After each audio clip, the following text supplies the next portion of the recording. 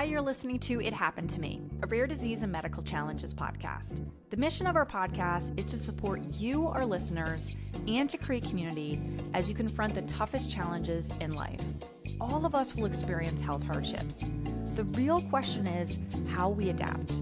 That's the focus of It Happened to Me, which wants to help you overcome limitations and live a full and satisfying life. Drawing on their own health challenges, co-hosts Kathy Gildenhorn and Beth Glassman interview guests who share stories and research to help you succeed in the face of difficult health obstacles. It happened to me. I'm not alone, and neither are you.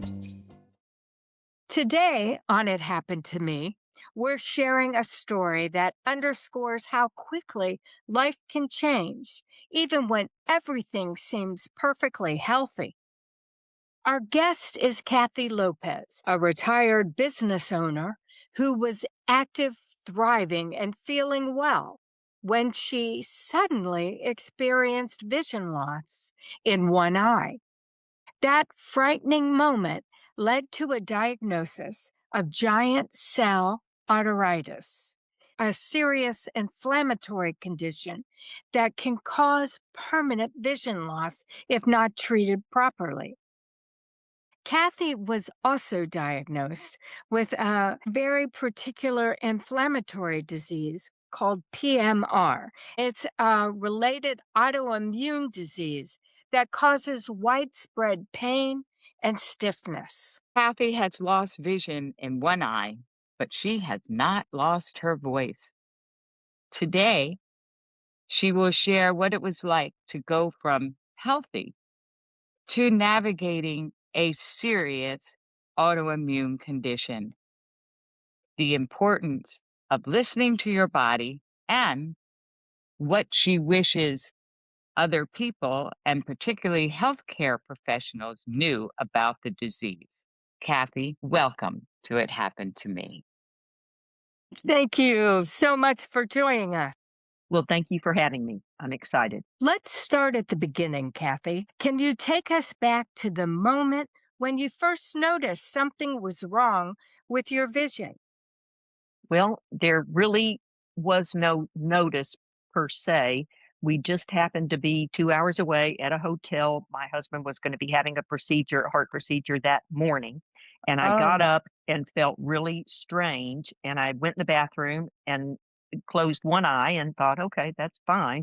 And don't ask me why I even thought to close my eye and close the other eye. And I could only see from halfway down. And I thought, this is not good. So, but we were going to this heart procedure. So I didn't say anything. And then as soon as my husband went in, I called the eye clinic back where we live 2 hours away. And they said, well, you got to have a referral, blah, blah, blah. And so I started the ball rolling at that point. And then when he got out, his surgery was fine. And so I told him what was happening, and he kind of got on the phone and we tried to get some things going that day, but I couldn't get in until the next morning. Wow. Well, prior to losing vision in your right eye, did you have any symptoms that felt unusual, like headaches, jaw pain, fatigue, or body aches that you didn't connect to a larger issue? It actually started kind of back in the summer when I was having some arm pain, and I thought I had just overdone my weed eating. And so I iced, and that was like July. I lost my vision on January 9th. So back in July, I did the thing on my arms, and so I iced it, and I thought, okay, well, and then I kind of hurt my foot, and we had a new walking pad, and so I went to the podiatrist, and he said, nothing's wrong. I thought, okay, I'm just being silly. And then it kind of started to progress a little bit, that I started kind of having some headaches, and then I went to the dentist and I needed to have a crown. I had a crack in my tooth. And I mean, right after I went to the dentist, I started with that jaw pain. And so at this point, my husband he had already kind of gotten on the bandwagon, and it really wasn't until then. It took about 3 weeks after, because I had a problem getting them to approve my crown. And once I got the crown approved, and I got the crown done, I continued with the jaw pain.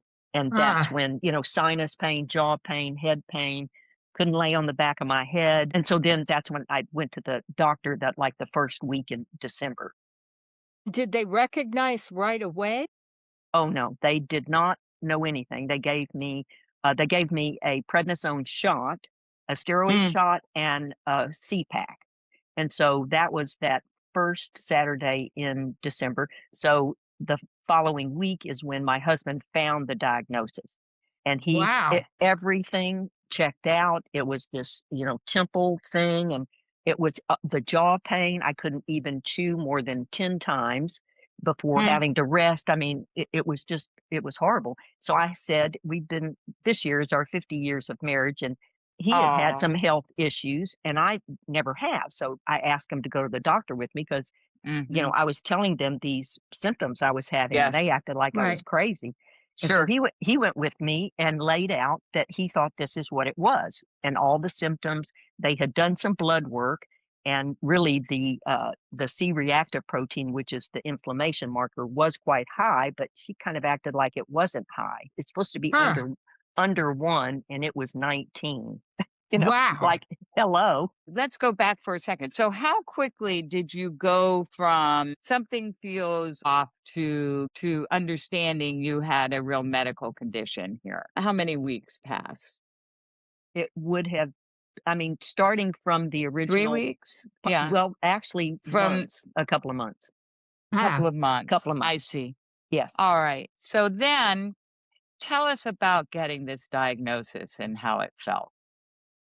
Well, the diagnosis didn't come until after I lost the vision, went to the eye doctor the next morning. She was out of the office for 15 minutes, came back in and said, it's textbook giant cell arteritis. Because we were told by the nurse practitioner week after week that there was, quote, no way you can have that. Yeah. Really? Yes. And it was pretty frustrating. I'm Yes. sure. Yeah. I'm sorry. So then to get this confirmation of this diagnosis, what was that like for you? Well, it was validation, and then it was somewhat fear, mainly the fear of it going to the other eye. Exactly. Yeah, So, exactly. yeah, Yes. that was kind of the main thing. But then validation, even though who wants to be validated that Of course. you have giant cell arteritis, but they're not still. crazy. These symptoms are not crazy. They are, in fact, real symptoms that Yes. you experienced, that Yes. you were telling. And this sometimes happens where Yes. our medical professionals don't put it together as quickly Exactly. as we hope. And it does leave you feeling very confused and a little depressed Yes. that you're not being listened to. Listened But to. then Absolutely. but then you got the diagnosis. So that Right. validation is truly very important. Yes. And then Yeah. Absolutely. you also have to have a biopsy just to confirm Sure. that diagnosis. Okay, that well, I did want to happen. step back just a minute. And for listeners who may not be familiar, how did your doctors explain giant cell arteritis to you? Well, it was actually the optometrist, the ophthalmologist, and we already knew, what it was. I mean, and it's an Because inflammation you ended up. because we had already diagnosed it. Yes.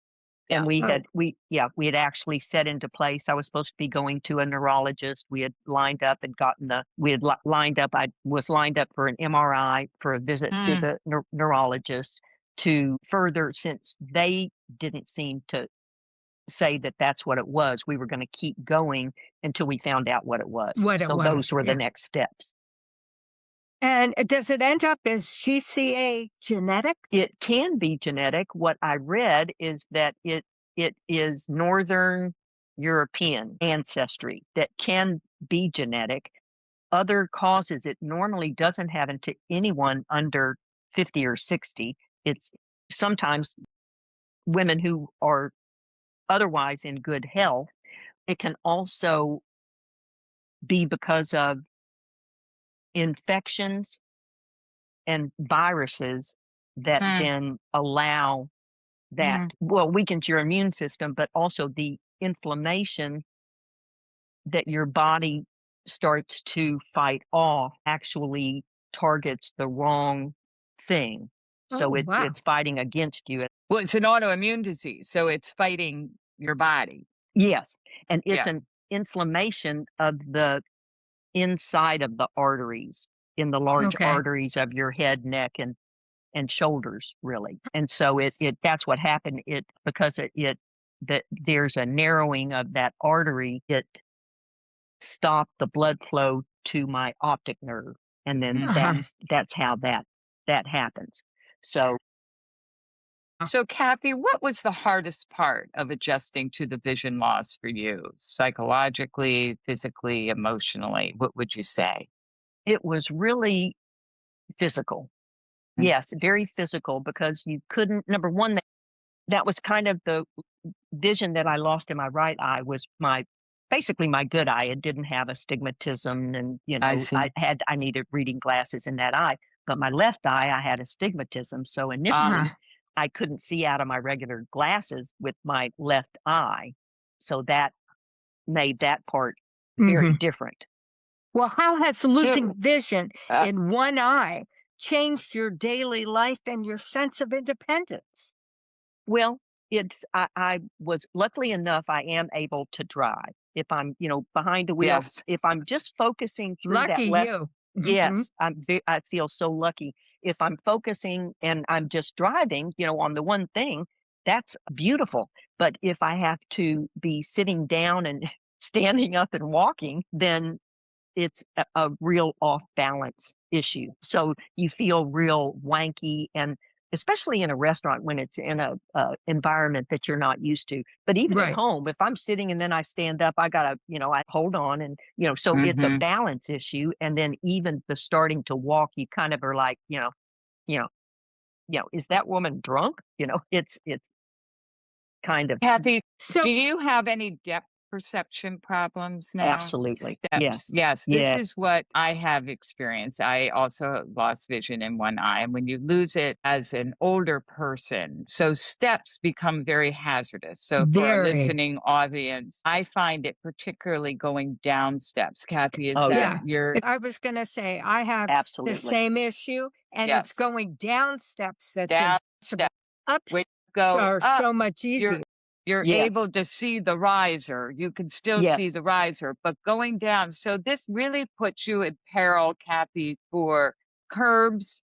If you're Yes. walking out in public, a curb, even a divot in the road, these sorts of things that you wouldn't think about twice now become very dangerous for you. Well, And I'm sure that you are taking your time when walking around, yes. Yes. walking Right. slowly and carefully. Well, Um, and peripherally is another issue as far as huh. the independence part of things. I mean, I am independent, but when I am out, when I go to the grocery Yeah. store and Yes. then I get out of the car, it's like, okay, who's over there? Who's there? Yeah, Yeah. it's Yes. like I got to kind of turn my body around to kind of get my bearings, make sure peripherally that I'm safe. Really. Right. Yes. So that's the other. You know what I find, Kathy, having lost the sight in one eye, is that things to the right don't exist. I have accidentally hit people if I'm talking Yes. with my hand. I don't know if Exactly. someone comes up next to me, or I've knocked over glasses on tables. Do you find that if Absolutely.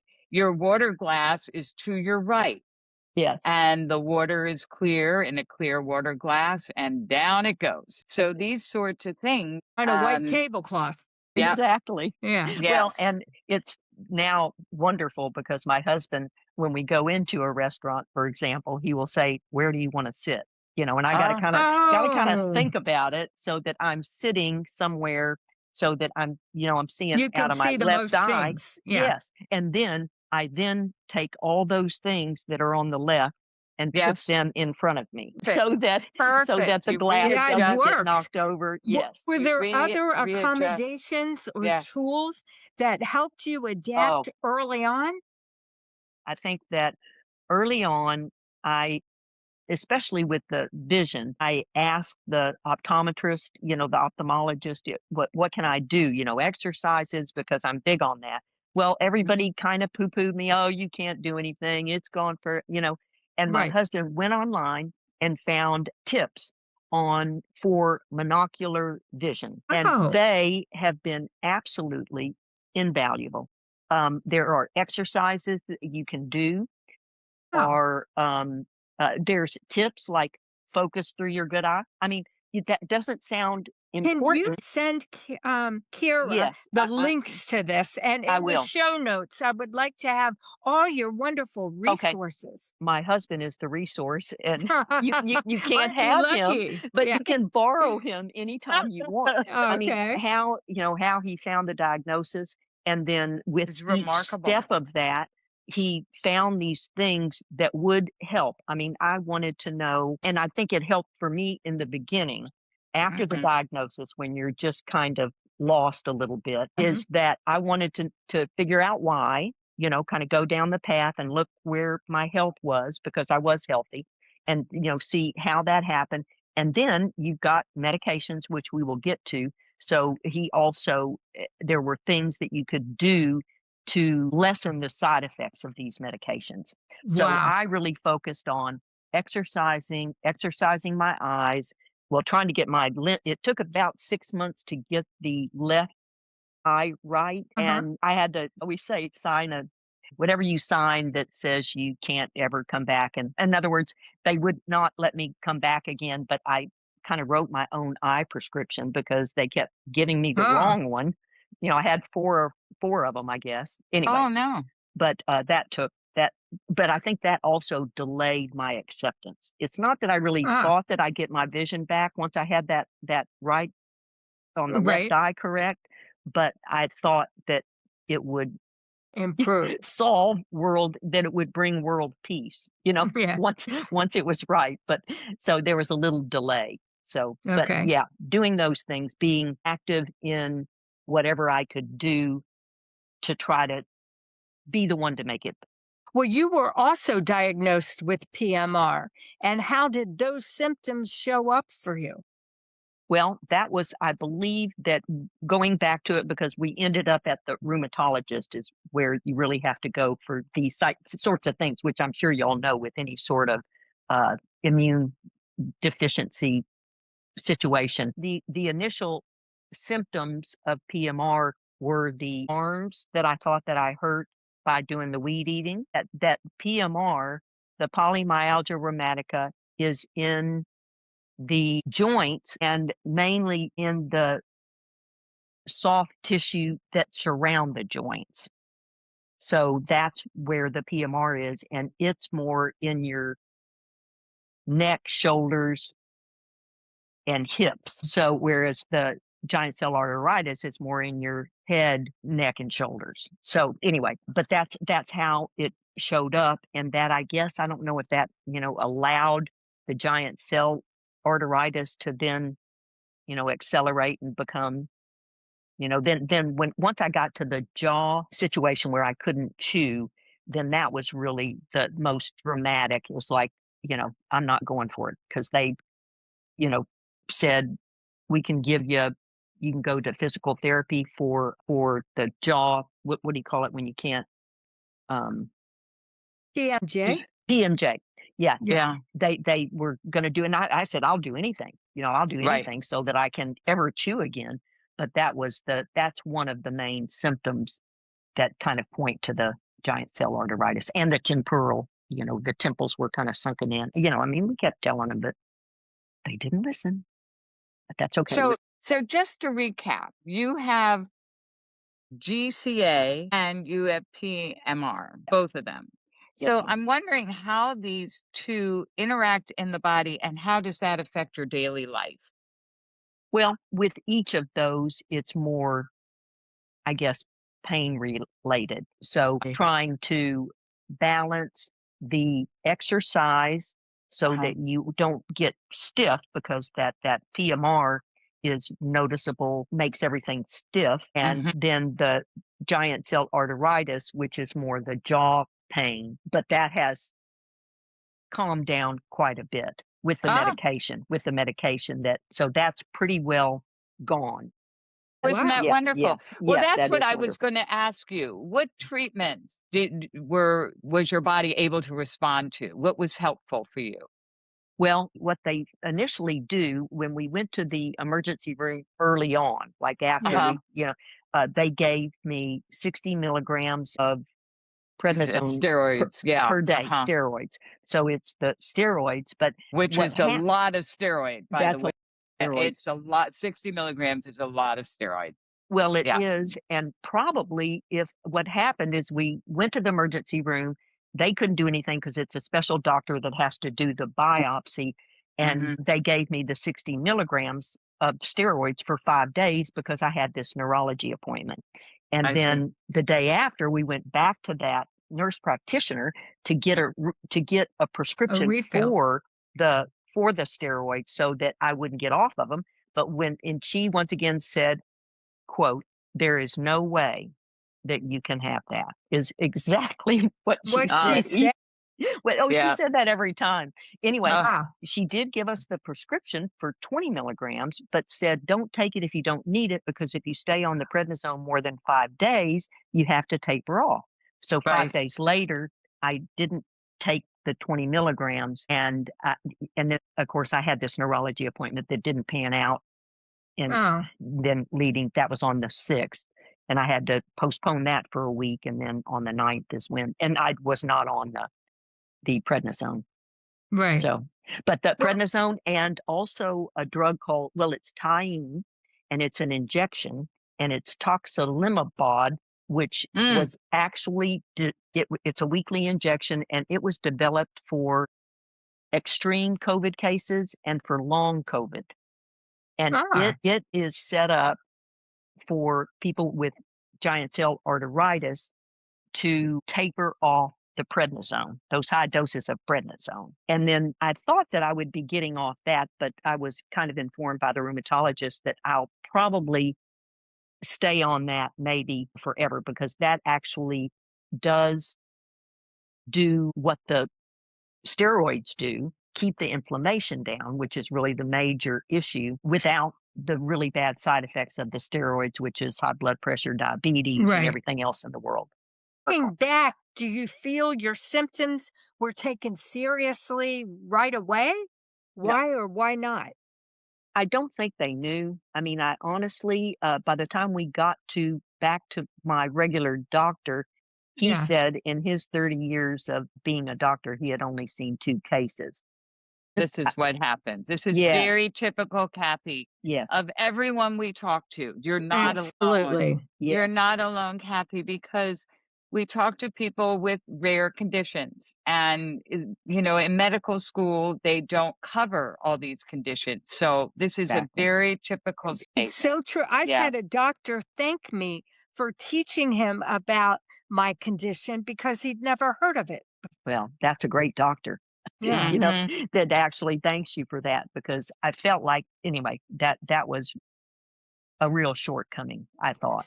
So, what do you wish emergency providers and primary care doctors knew about GCA? Well, I wish that they knew about GCA, Okay. or that, Hmm. well, that it is a rare disorder, but it is out there. So people with these symptoms, so I guess it would just be going on the symptoms, and probably the jawdification, I think they call it. Okay. That would be a major signal that something is not in the Okay. realm of So, is things there being. a way to coordinate in terms of their thinking all the symptoms? In other words, don't look at things individually to Yeah, see if there isn't some common denominator.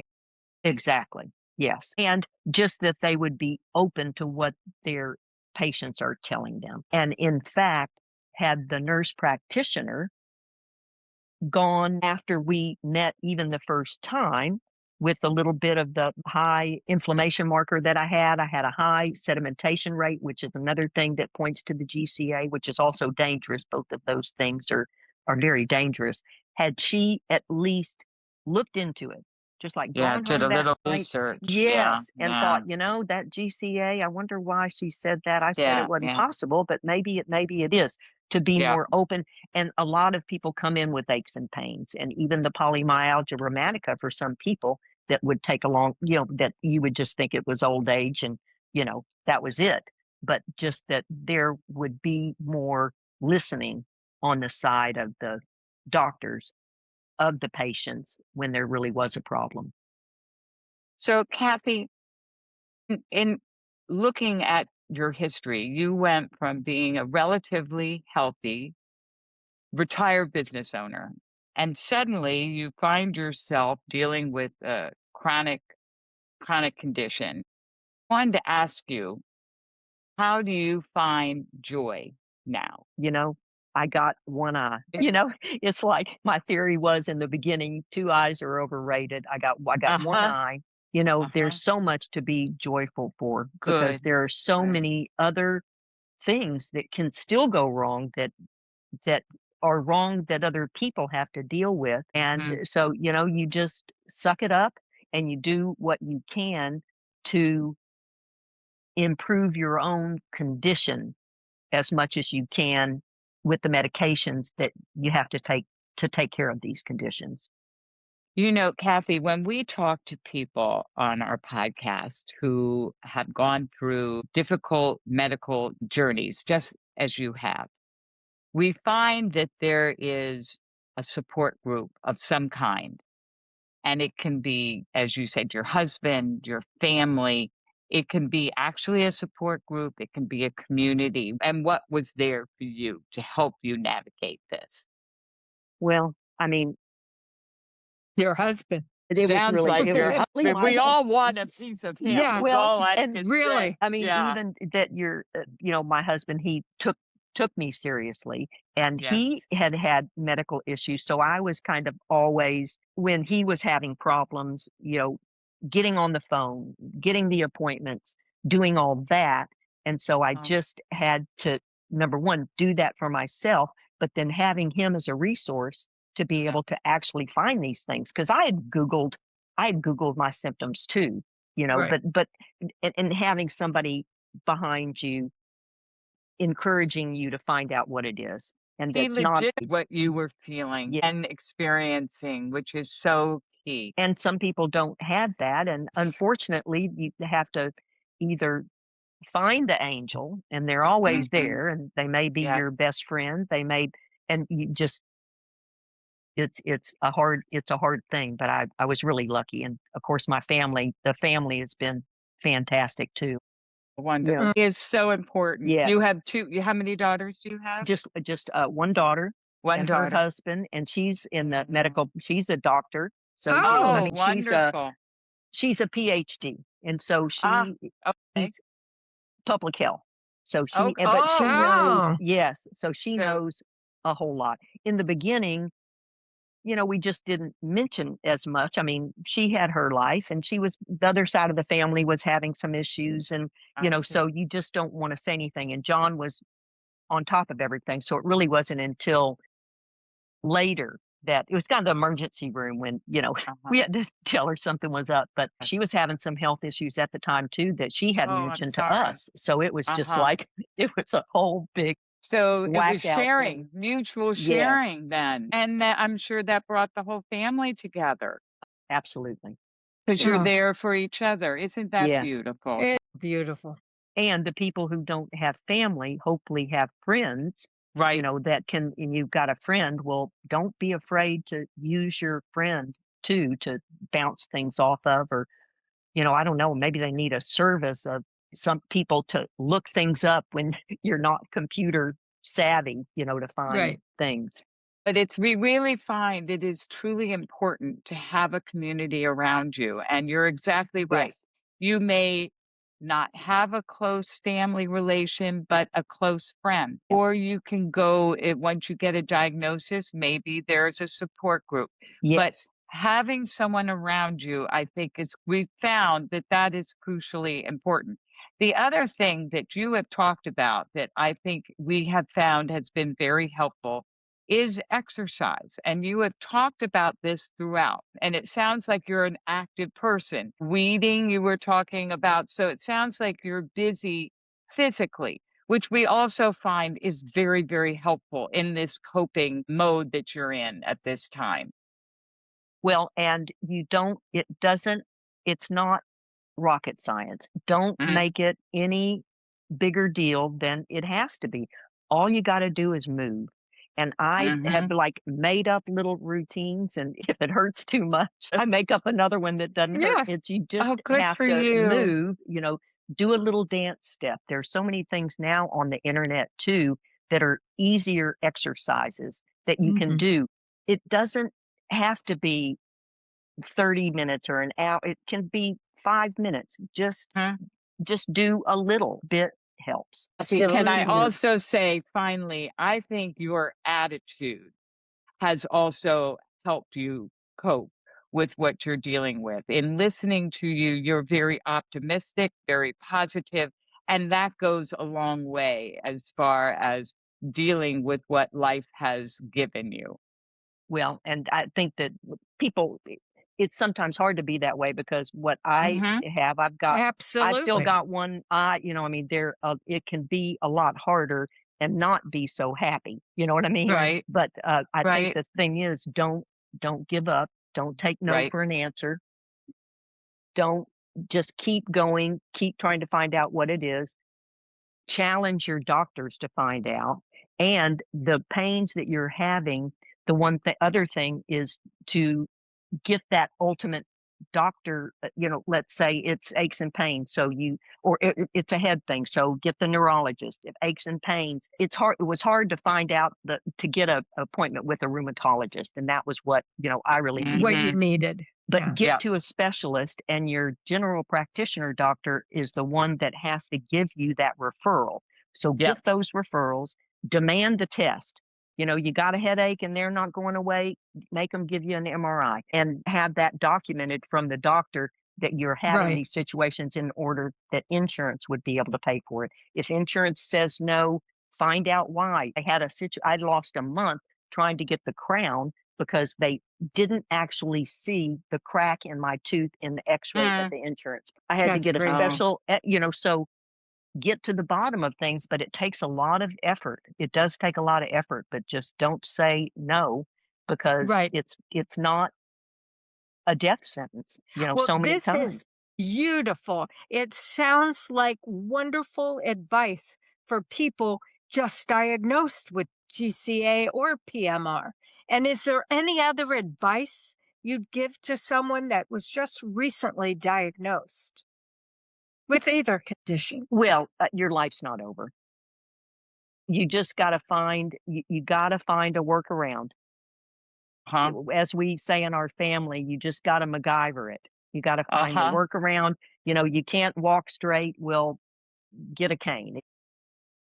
Right. You got to find the workaround, and Mhm. just kind of not give up. And The best life you can with whatever cards you're absolutely, dealt. Yeah. absolutely, and find the angels. If you don't have one, find talk to each person because there are people out there that will really help. So if it's at your doctor's office and you're not getting answers, then try to find, ours was a nurse practitioner, but try to Right. find one of the people in the office to help, somebody at the insurance company. I mean, be the squeaky wheel. And don't Mhm. take no for an Don't answer. take no for an answer. And Yes, well, that's sometimes great. you're so sick that you can't, but You can, I'm just right. Right. saying, I You can, yeah. yes, Well, this sounds medications like a take. terrific message for listeners. Yes. And I mean, I just hope that our listeners can take away from your story all of this, but Yeah. especially those who think that this could never happen to me. Is there any last parting words you would like to just impart on our audience? If you think that there's something not right, then find out what it is. Listen Mhm. to your body. So you Mhm. got an ache and pain. Well, it's an ache and pain, but then Right. it came back again. You have a little urinary tract infection and then, the next month you have another. Take note of these things and get to the bottom of them and don't let them go by because really, the message is don't get Once you get sick, it is all over. It'll invade every little weak area in your body. And then the other thing is stress, is just the stress and, the things that people go through day to day is just figure a way to deal with that and try Right. to, so much of it, we make it all up ourselves anyway. And nobody really, it's like half of it, we do it ourselves, but just, Yes. don't stress, but know that you can find the answers and that you're not crazy. Well, Kathi, I just wanted to thank you so much for being a guest today and sharing your story in such an honest way and being such a wonderful guest by giving us an optimistic look at how to handle a medical issue and survive with it, but not just survive, but excel. Kathi, you are the living image of what it's like to move forward. And I wish you great luck and great health. Thank you again for being a guest on It Happened to Me.